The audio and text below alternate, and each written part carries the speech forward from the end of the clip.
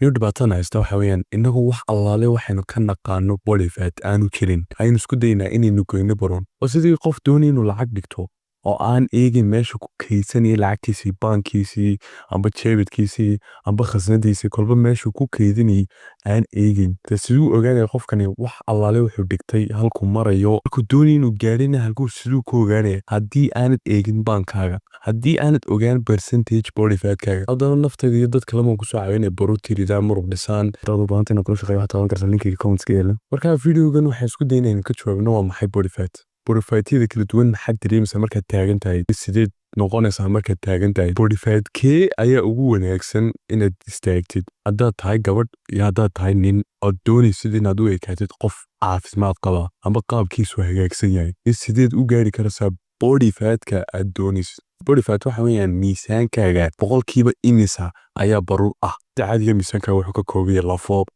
biyo hilib muruq baruurna way ku jirtaan haddaad idhaahdo imka 30% body fat miisaankaaga intaan cabirnay boqolkiiba 30 waxa ah baruur marka siduu numberku u kala badan yahay ayaa loo kala baruur badan yahay sida caadiga wax muhiim inaad ogaatid body fat percentage-kaaga ma doonaysid inaad hilibkaaga wax ka goysid ma doonaysid inaad muruqyadaada wax ka goysid ma doonaysid inaad organiskaaga ay wax ka dhimnaan sida caadiga sawiraan baa soo dhigay saas kugu eegtid inaad body fat ka tahay in kale 30% wixii ka sareeya haddii aad nin tahay dad gabar tahayba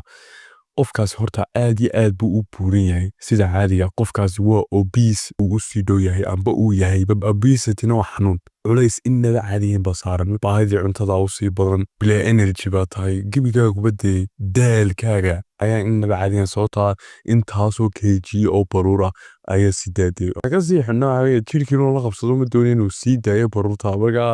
waa kan kugu kalifaya inaad dee cuntadii aad sii badisad haddaba ragga marka la eego 18% ilaa 22% waa intay dadku u badan yihiin xooguma burnaa xoogna uma dhuubnaa dhexdhexaadkii weeyaan meelahaas dumarkan waxa weeyaan 25% ilaa 30% calool yar baa jirta caloosha xoog ma weynaa laakiin calool yar baad haysaa gebigaaguba dee shiibkaagu sidaa waaliw maaha oo dee wax saa special u ah amba gaal u ah maaha waxa weeyaan normal يعني عادي بس كتاي caafimaad ahaana meel xuma taagnid wad wanaagsan tahay weeyaan haddaba hoos baan hadda soo dhacnaa 15 ilaa 12 ragga dumarkana 24 ilaa 19 meelahaas taas horta waxa weeye macnaheedu calool wax la ilaado malihid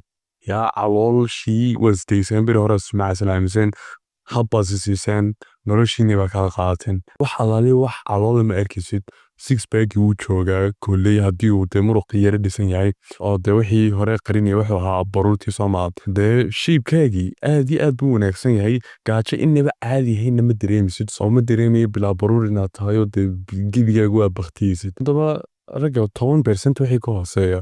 iyo dumarka 18% wixii ka hooseeya caafimaad ahaan waxa la sheegay amba la cadeeyay inay aad iyo aad u xun tahay qofka gaajo inaba caadi yihiin oo baahi kugu jirta aan jirin sababta sida 6 baa u jeeday 12 bood ku arki karsaa gabadh ahaan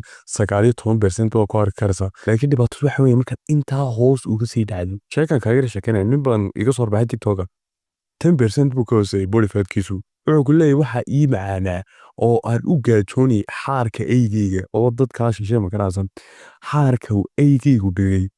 ayaa ii macaanaa yani kaasan cunto u arkay gaajo heeran gaari isbaqtiinyo iskugoyn inaba caadi ahayn weeyaan qof caadi u bilaa muruqaana wuxuu ekaanayaa de lead qof 10% ka hooseeya dad genetically 10% ka hooseeya way jiraan ma garanaysayo anu waxaan ku sheegi lahaa wallahi sababta jirkoodu gaajo xoogana uma dareemayaan nafis way iskaga jiraan dadkaas genetic ayaa la yiraahdaa waxaas yani ilaahay baa qofka haybad u siiyay oo ku dhashay laakiin dadkeen caadiga marka la eego macquul ma hadday xitaa waalan tahay inaad 10% dad ka hooseysa aan nafis dareentid macquul ma daqiiqad 24 hours maskaxdii xitaa dhiig ku filan meeliso jirkaagii nafaqo ku filan meeliyo gebigaagu wada dareemsa qof filan nafaqo noqonaysa wad garanaysa kareeya adkriya ku tahay nawaadiga dadkii ku wareysnaa xidhay oo isbaqtiga waalanta marka body fat-ka ugu wanaagsan waa keenin ahaan dumar ahaana body fat-ka ugu wanaagsan waa keen haddaad nin tahay 15 ilaa 12% dumarkana 24 ilaa 20% meelahaas ayaa ugu wanaagsan oo haddii ay noqoto shiibka jirkaaga ad muruq ad leedahay dee haddaan muruq lahayn qof dhuuban unbad u ekaanaysaa saacad marka la hadlo laakiin haddii meelaha doonaysay aad u dhistay muruqyadii amba ninkii garbihii aad dhistay gacmihii sixbaggii dhabarkii waxyaabahaas waxay kugu caawinayaan inaad u eekaatid dadkan tiktok iyo waxyaabaha kaaga soo baxaya haddii dumarkuna si leeg haddii gluteskaaga amba intaada dambe aad xoog u dhistay legska aad xoog u dhistay dee waxay taasna ku eekeysiinaysaa inaad dee moodhaladan amba dadkan haysiya amba tiktok iyo meelaha kaaga soo baxaya jimka iyo waxyaabaha ku jira inaad u eekaatid haddii aad muruq leedaweyn haddii aanad muruq lahaynna dee qof iska caadiyo dhuuman unbad u ekaanaysaa hadii 15% soo istaagsid darajiga ugu wanaagsan waxa weeyaan muruq soo dhis oo 2 sanad kolba inta kugu qaato aad odhan karsid muruq hagaagsan baad dhisay markaa body fatkaaga soo goo ilaa 15 ilaa 12 haddaan intahay gabadh haddaad tahayna 20 ilaa 24 meelahaas haddaba waxa ugu muhiimsan waxa weeyaan habkiin u goyn lahayn body fatkii dee yacni processka iyo waxyaabahaas taabo videoga meelahan yaala saad u ogaatid habkaad ku goyn karaysid body fatka